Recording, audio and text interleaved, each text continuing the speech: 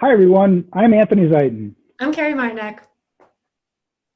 We are both running for the two open seats on the planning board for the upcoming May 11th election. It's a competitive race, and there's a lot of information circulating that may be confusing, and we want to start an open dialogue through videos to provide more information about us as candidates, our record over the past 3 years, address questions we are hearing around town, and other important topics that are top of mind for residents of Northborough.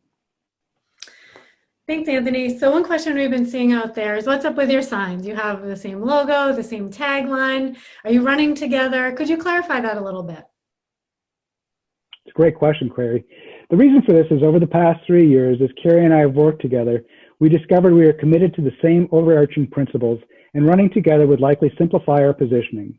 The reason we chose to have two signs is while we are in general agreement in our overall ideology, we are separate individuals and have voted differently over the past 3 years. Kerri and I both believe it is our duty to the town, its residents, and fellow businesses to fully scrutinize new applicants and to fully understand their overall impact on Northborough. Some of the things we dig into when evaluating new applications are, is it safe? Is it going to impact neighborhoods?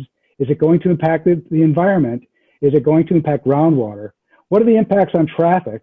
What are the impacts on all the town resources such as police and the fire department? What many may not realize is the purpose of the zoning bylaws are to promote the general welfare of the town of Northborough, to protect the health and safety of its inhabitants, to encourage the most appropriate use of land throughout the town, to provide adequate light, clean air, and to limit pollution, to serve the natural, historical, scenic, and aesthetic qualities of the town, and it goes on. We feel we bring a level of scrutiny to applications and a more thorough analysis of how new projects will impact Northborough today and into the future. Great answer. Thanks for clarifying that.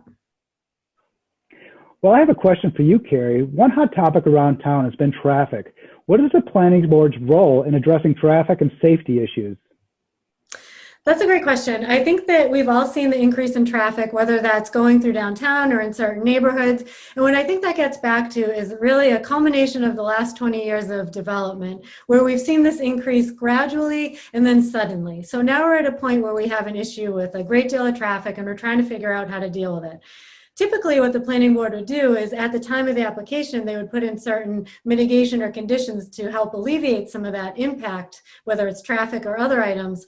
But in lieu of being able to do that at the time, we need to deal with what we're faced with today. And I think the planning board's role in this, as it relates to today, is really twofold. The first thing is what you had talked about, Anthony, with that increased level of scrutiny. So when we're looking at traffic for applications, we'll get a report, and while the report may be based on data from a book, we may be hearing phone calls from 25 residents telling us a completely different story. So what we try to do on the board is really listen to what the residents are saying in the neighborhoods and try to figure out, why is there such a divide between the statistics in a book versus what we're hearing from the people that call in, the residents that call in, and really give us the full picture of what's actually happening out there.